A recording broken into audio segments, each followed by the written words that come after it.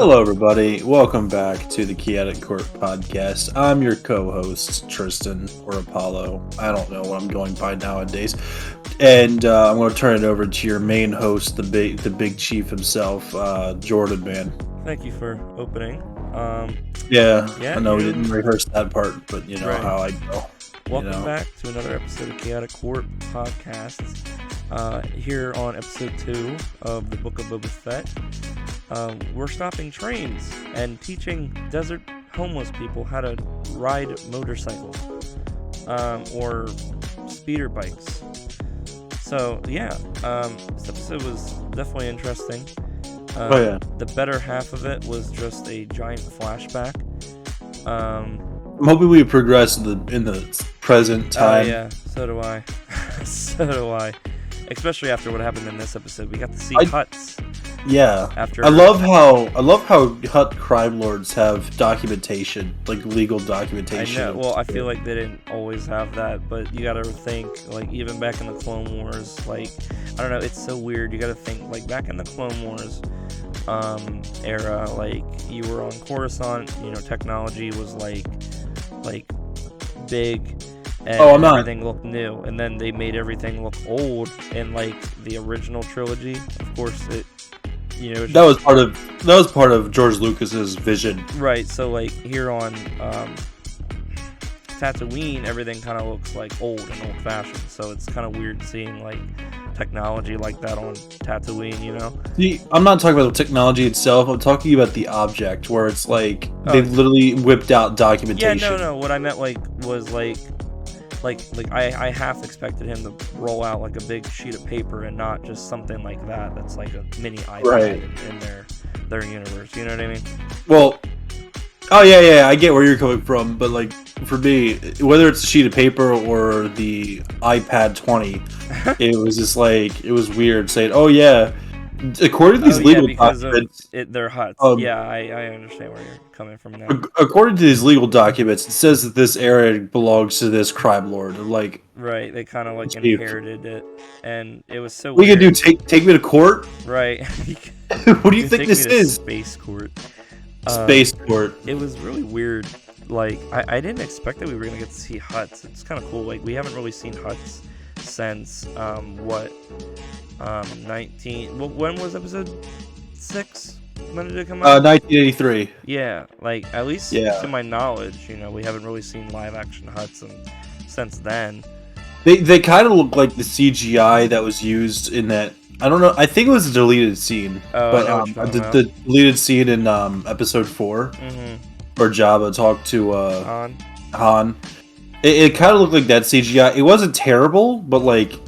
That's what it kind of looked like to me. You know what? I gotta fix what I just said. We haven't seen a Hut since episode 1. Not episode 6. That's right. Yeah, 1999. Granted, that was CGI. Like this is. So we haven't really seen a puppet since 1983, and I don't think we've seen that either. I don't think those were puppets. Yeah, no, they definitely weren't. It was still cool though. Yeah, they were. Yeah, it was. It was so cool to see another Wookiee though. Oh, that was tough. Yeah, that whole scene kind of caught me off guard. The Hutts and the Wookiee. It was so badass. He was like his fur was all black, and it was kind of cool. Like I don't think I've ever seen like a purely black Wookiee. Yeah, I'm gonna try and choose my words carefully.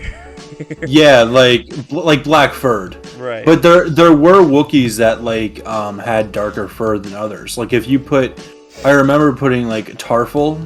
I think his name is Tarful. The other Wookiee that was with Chewbacca in episode 3.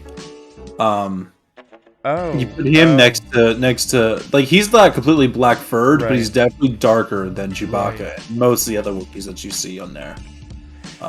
So it is possible for a Wookiee to have black fur, you know. Oh yeah, and there was that Christmas special where like I know George Lucas wants to burn all of those, but like I know that there was like I think there was a Wookiee in there with white fur. Oh no! I think I think I remember seeing something like that. Like he was like an older Wookiee, So maybe it was gray fur and he was just old, but like, I don't know. I'm kind of glad that I didn't see that. Yeah, George Lucas wants to hunt down every really single does. copy of it. I saw the most horrible thing. I was just screwing around on Disney Plus one day, and you can cut this out if you want to, because it's not about Boba Fett. But oh no, you know what? We were both watching it. It was the Ewok special. Oh yes. Yeah. Oh Dude, my we didn't god. finish that, did we? We were like, we told each other that we would finish it later. That was last Christmas. Was it really? That was Christmas. Yeah, that was Christmas of 2019, and we never picked it back up since. That's 2019. Are you sure it wasn't 2020? No, I'm. Oh, that was 2 Christmases ago. I'm sorry. These past few years have been so fucked up. I have no idea what's happening. Yeah, it was 2020. Yeah. I literally said like last year, and I had to be like 2021. You know, so yeah. You got to be careful what you say now when you say last year. I'm trying to piece together real quick.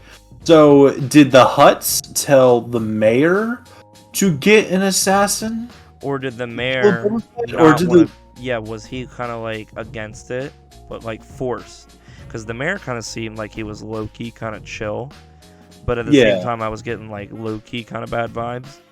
Yeah, like I don't know where the mayor is standing in all this, and I don't know.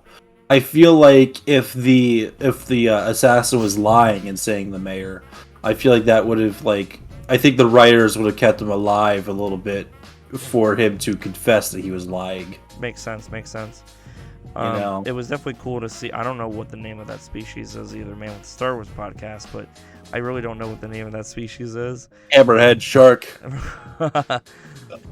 It's definitely cool that they gave that species an important role. I'm so glad it wasn't a human or a human. Because it's so easy to put a human or a Twi'lek in there. Right. The fact that it was exactly, and the same goes for our last episode where they use a Rodian as the other prisoner.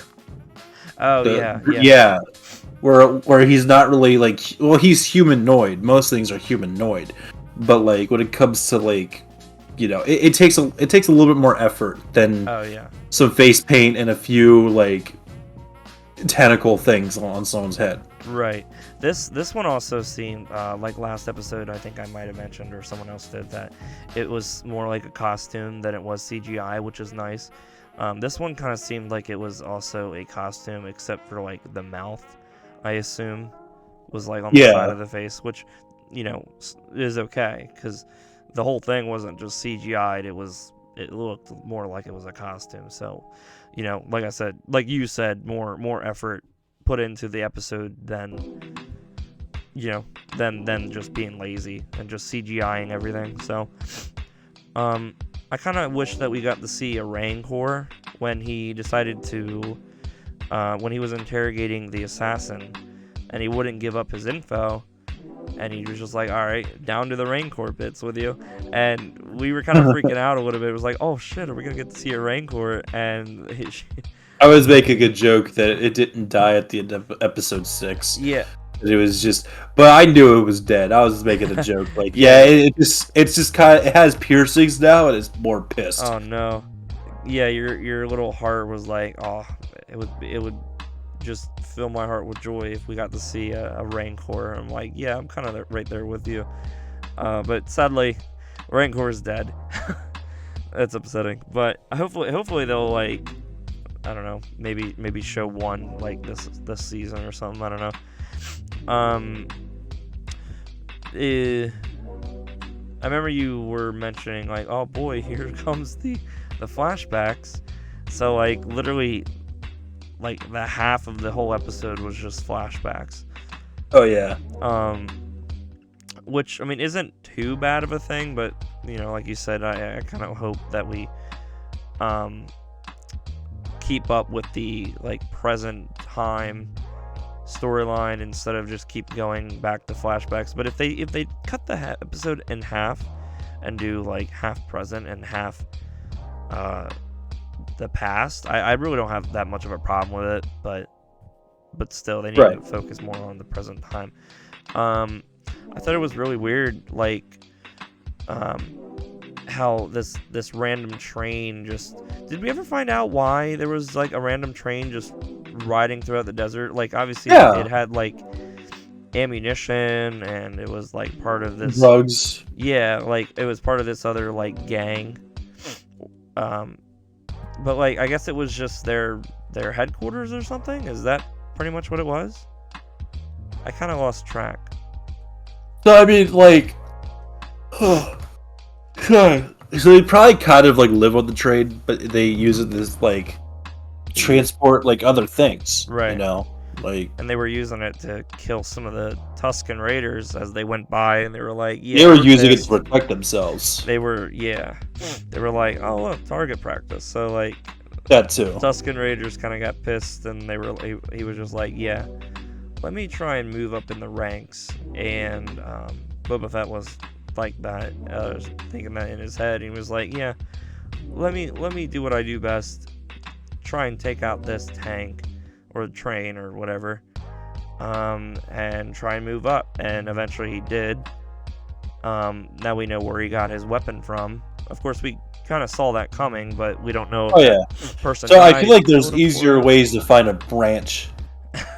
That thing is instead of snorting. It's okay. Well, whatever it is, you don't have to snort a whole lizard and then, like, remember your father dying to find whatever that is. Like, I'm just making that joke. I get the point of having it because it leads you to whatever it is, because that's just not something you find out in the desert. Right. I wonder where they even, like... Obviously, it's wood. It's like a Jedi trial, but if Jedi trials were worse. It's in the sand. Turns out all Jedis hate sand, not just Anakin. What else happened in this episode that kind of intrigued you or freaked you out? I really did like the flashback scene. Which where the lizard first went up his nose. Oh, yeah. Yeah, where it was like... I feel like the cinematography in it was pretty well done. I'm definitely liking the same style when they change over to a different, like, scene that they've always done throughout all the Star Wars movies, where it just kind of slides to the left or to the right, and it, like... I don't know, it's kind of like black for a split second. You know what I mean? Yeah. I don't know how to explain it, but I kind of appreciate that they are keeping that little touch and keeping it in all, like, things Star Wars nowadays. I don't really think I really had a favorite part. I really can't say. Maybe seeing, like, the Hutts and the Wookiee was probably, like, my favorite, but I don't know. So this episode wasn't too bad. Wasn't really too much going on. Just 50% of it was just a flashback. So I think it was more than 50%. Yeah, that's unfortunately how it feels. I would say about 80% of it was the flashback. And then the other 20% was the Hutts coming up with court orders and a lawyer. Yeah. Star Wars version of Matt Murdock's gonna show up in the next episode. I think I stated this before, but I definitely hope by the end of this episode we kind of see the rise of the First Order, and I think you might have mentioned that too. Oh yeah. Because remember, we'll see some hints of it. It's 30 years from the death of Darth Vader when the First Order started, Episode 7. So we're somewhere in between there. This is also... Yeah, we are somewhere in between there, but I feel like the way that, like, the Mandalorian was set up, it's like yeah, it was a few years, but you could see... You could still see the remnants. Yeah. So, like, almost as if it had, like, just happened, which I totally understand, so... Yeah, like, maybe, like, I would say, like, a few years. Yeah. I don't know. We established this when the Mandalorian, like, took place at some point. We did. Mandalorian podcast. But, I think they came out with it on fandom.com from the actual creators. They gave info and said, like, how old Pedro Pascal's Mandalorian character was. I think he said he was like maybe 40, maybe 50. Because I think when he got taken, I think they said he was around like 5. I think. Because that was also during the Clone Wars. Or maybe like in between episode 2 and 3 towards the end, if you remember.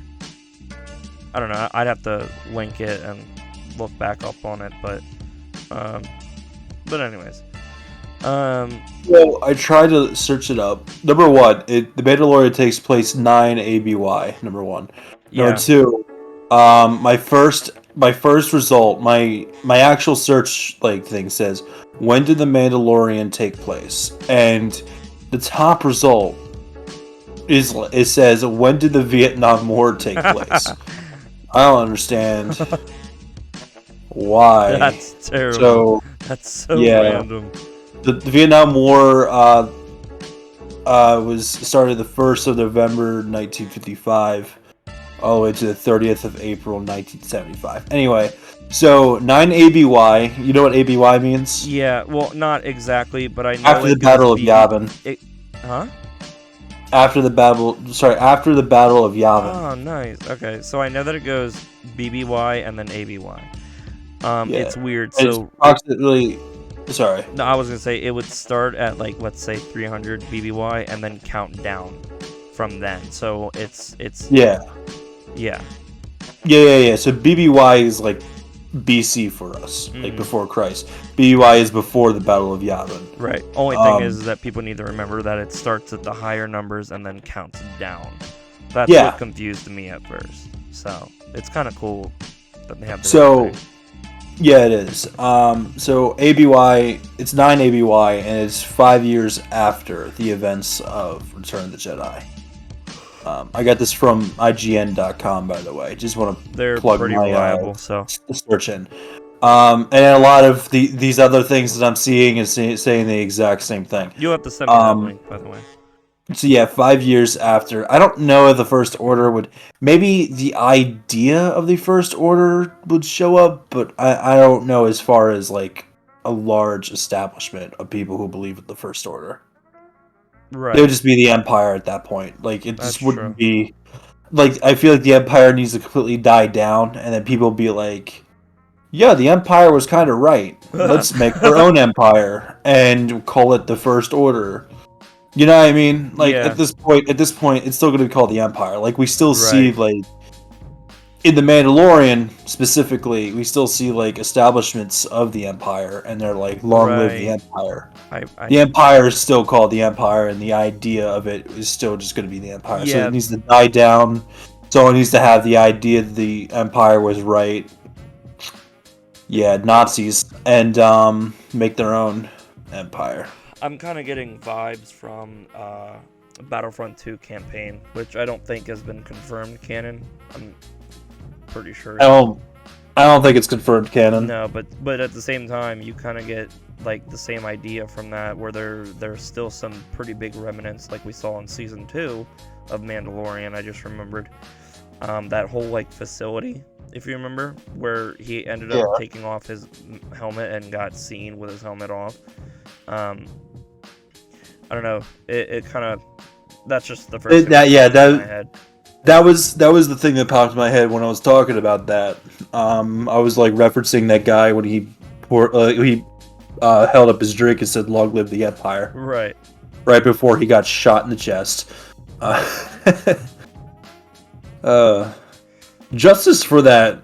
The trooper that was standing there, he got shot. Oh yeah, he was just cafeteria trooper. Yeah, he just stood there and didn't even move.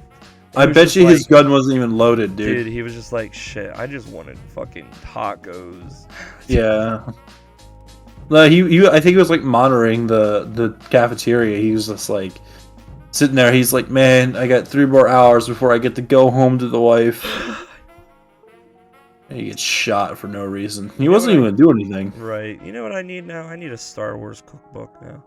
He kind of looked Bill Burr in the eyes. I feel like if his helmet was off, we would get the idea that he agreed with Bill Burr. That guy was a dick. Right. He just kind of looked over without even looking at, like, moving his head. He just looked at him with his eyes and was like, fucking kill this guy. Thank God.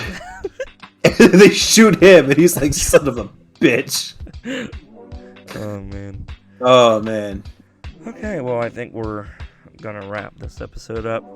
Thanks for listening. Thank you guys for listening. We stream from time to time on Twitch. You can follow me at twitch.tv/hotpocket61. You can follow Tristan on the channel.